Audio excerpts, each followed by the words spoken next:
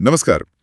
आज हम पौधों की दुनिया में थोड़ी गहराई तक उतर रहे हैं। हाँ बिल्कुल। खासकर पुष्पी पादपों मतलब फ्लावरिंग प्लांट्स की जो बनावट है उनकी मॉर्फोलॉजी पर। जी।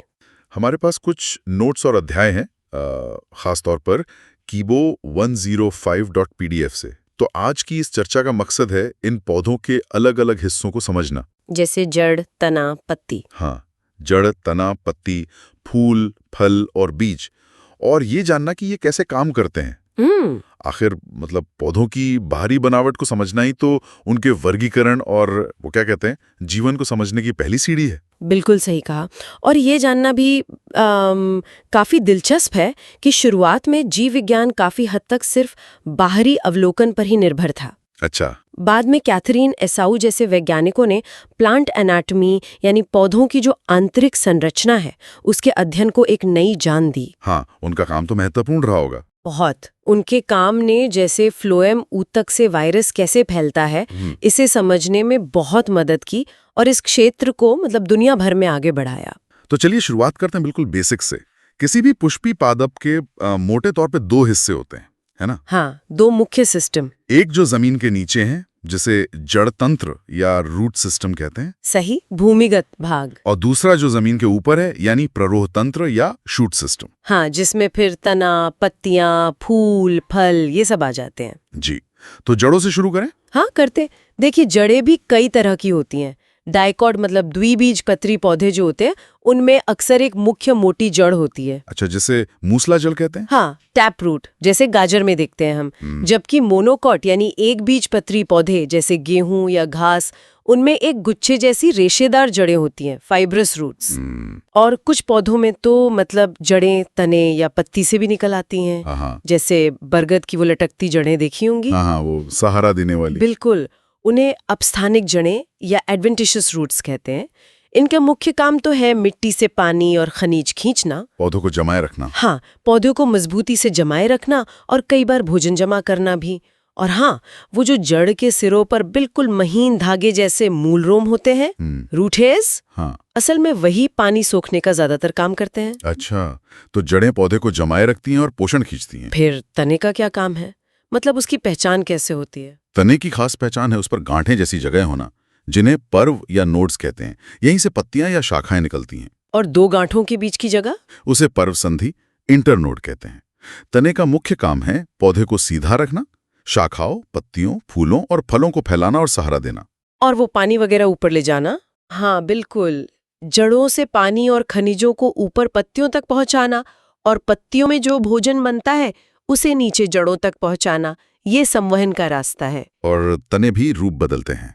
हाँ, कई बार जैसे आलू में भोजन जमा करने के लिए वो फूल जाता है, या कैक्टस में वो हरा होकर प्रकाश संश्लेषण भी करता है और पानी बचाने और सुरक्षा के लिए कांटों में बदल जाता है। समझ गया। और पत्तियां, उन्हें तो पौधे का रसोई घर कहते हैं, सही है ना? हाँ बिल्कुल, पत्तियां आमतौर पर चपटी हरी संरचनाएं होती हैं जो तने के पर्व से निकलती हैं।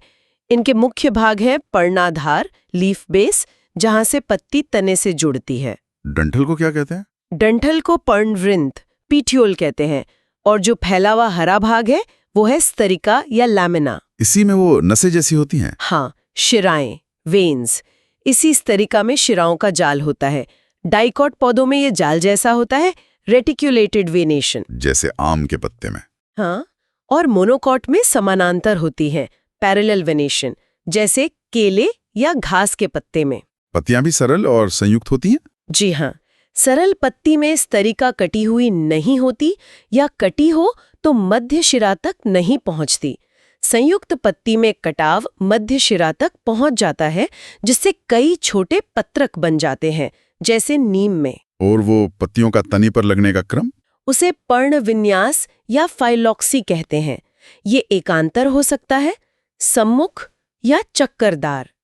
ये इसलिए महत्वपूर्ण है ताकि हर पत्ती को ठीक से धूप मिल सके। और सबसे जरूरी काम? प्रकाश संश्लेषण, फोटोसिंथेसिस, धूप की मदद से भोजन बनाना। पत्तियों के बाद आते हैं फूल। ये तो पौधों का सबसे आकर्षक हिस्सा होते हैं। मैंने सुना है ये असल में रूपांतरित तने ही हैं। हाँ, एक तरह से कह सकते हैं। फूल पौधे का लैंगिक जनन अंग है, रिप्रोडक्टिव यूनिट। और फूलों के खिलने के क्रम या व्यवस्था को पुष्प क्रम इनफ्लोरेसेंस कहते हैं। अच्छा, वो भी अलग अलग तरह के होते हैं? 2 तरह के, असीमाक्षी रेसिमोस, जिसमें मुख्य अक्ष बढ़ता रहता है और साइड में फूल लगते जाते हैं, और ससीमाक्षी साइमोस, जिसमें मुख्य अक्ष के सिरे पर फूल खिलने से उसकी बढ़त रुक जाती है और फिर साइड से शाखाएं निकलती हैं। ठीक है। और एक अकेले फूल के अंदर क्या क्या होता है? एक सामान्य फूल में बाहर से अंदर की तरफ चलें तो 4 मुख्य चक्र होते हैं। सबसे बाहर बाह्य दलपुंज केलिक्स, जो अक्सर हरी पंखुड़ियां होती हैं, कली को ढकने वाली। फिर रंगीन पंखुड़ियां? हाँ, वो है दलपुंज कोरोला, ये कीटों को आकर्षित करती हैं।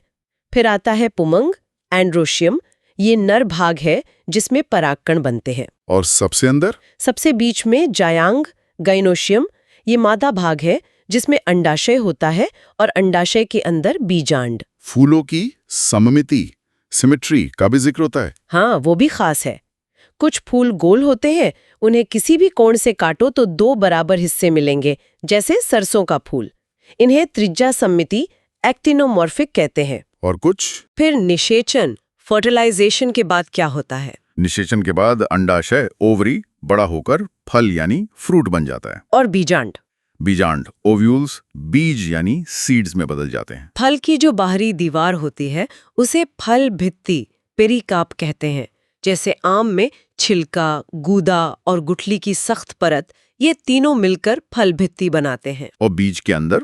बीज के अंदर एक नन्हा पौधा मतलब भ्रूण एम्ब्रियो होता है और उसके लिए भोजन जमा होता है। भ्रूण में एक मूलांकुर रेडिकल होता है जिससे जड़ बनती है। और प्रांकुर? हाँ, प्रांकुर प्लूम्यूल, जिससे तना और पत्तियां बनती हैं। और साथ में 1 या 2 बीज पत्र कॉटिलेडन होते हैं। अच्छा, तो बीज भी अलग अलग तरह के हुए? हाँ, मुख्य रूप से 2 तरह के द्विबीजपत्री डाइकोटिलेडनस, जिनमें 2 बीज पत्र होते हैं, जैसे चना, मटर, आम। और एक वाले? और एक बीजपत्री मोनोकोटिलेडनस, जिनमें सिर्फ 1 बीज पत्र होता है, जैसे मक्का, चावल, गेहूं। कुछ बीजों में भोजन भ्रूणपोष एंडोस्पर्म नाम के ऊतक में जमा रहता है, कुछ में बीज पत्रों में ही। इतनी सारी जानकारी, इसे संक्षिप्त में बताने का भी कोई तरीका है? मतलब वैज्ञानिक जब पौधों का वर्णन करते हैं तो क्या इस्तेमाल करते हैं? हाँ, बिल्कुल। इसके लिए एक खास अर्ध तकनीकी भाषा सेमी टेक्निकल लैंग्वेज इस्तेमाल होती है। और 2 बहुत महत्वपूर्ण चीजें हैं, पुष्प सूत्र फ्लोरल फॉर्मूला और पुष्प आरेख फ्लोरल डायग्राम। ये क्या होता है? ये चिन्हों और संक्षिप्त रूपों का प्रयोग करके, मतलब सिंबल्स और एब्रीविएशन से, फूल के सभी भागों की संख्या, वो आपस में जुड़े हैं या अलग हैं, और उनकी स्थिति, ये सब एक छोटे से सूत्र या चित्र में दिखा देते हैं। जैसे सरसों के फूल का सूत्र और आरेख अगर हम देखें तो उससे उसकी पूरी संरचना पता चल जाती है कि कितने बाह्य दल हैं, कितने दल हैं, पुंकेसर कितने हैं, जायांग कैसा है। कोई एक उदाहरण, कुल मतलब फैमिली लेकर इसे समझ सकते हैं? जरूर। सोलेनेसी कुल, सोलानेसी, जिसे आलू कुल भी कहते हैं, वो एक अच्छा उदाहरण है। इसमें आलू, टमाटर, बैंगन, मिर्च, तंबाकू जैसे पौधे आते हैं। हाँ, ये तो जाने पहचाने। इनमें आप देखेंगे पत्तियां ज्यादातर एकांतर होती हैं, फूल त्रिज्य सम्मित होते हैं, मतलब गोल। 5 बाह्य दल होते हैं जो जुड़े हुए होते हैं, 5 दल होते हैं वो भी जुड़े हुए होते हैं, 5 पुंकेसर होते हैं जो दलों से जुड़े होते हैं, और अंडाशय ऊर्ध्ववर्ती सुपीरियर होता है। अच्छा। फल अक्सर बेरी होता है, जैसे टमाटर या कैप्सूल। तो ये सारे लक्षण जो हमने अभी डिस्कस किए, वे इस कुल के पौधों को पहचानने में मदद करते हैं। और इनका आर्थिक महत्व तो है ही बहुत ज्यादा। भोजन, मसाले, दवाएं, सजावटी पौधे, सब कुछ मिलता है इस कुल से। वाह। तो मतलब संक्षेप में कहें तो पुष्पी पादपों में बाहर से देखने पर भले ही कितनी भी विविधता दिखे, लेकिन उनकी जो बुनियादी संरचना है, जड़, तना, पत्ती, फूल, फल, बीज, वो काफी मिलती जुलती है। हाँ, एक पैटर्न है। और इन संरचनाओं को समझना न सिर्फ पौधों को पहचानने और वर्गीकृत करने के लिए जरूरी है, बल्कि ये भी बताता है कि वो अपने पर्यावरण के हिसाब से कैसे ढले हैं, कैसे अडैप्ट हुए हैं। बिल्कुल। यह सिर्फ बनावट की कहानी नहीं है, ये अनुकूलन और विकास की भी कहानी है। सही कहा। और यहाँ एक गहरा सवाल भी उठता है कि इन बाहरी संरचनाओं में इतनी भिन्नता के बावजूद आणविक स्तर पर, मतलब मॉलिक्यूलर लेवल पर, ऐसी कौन सी बुनियादी समानताएं जो इन सभी हजारों लाखों पुष्पी पादपों को एक धागे में पिरोती हैं?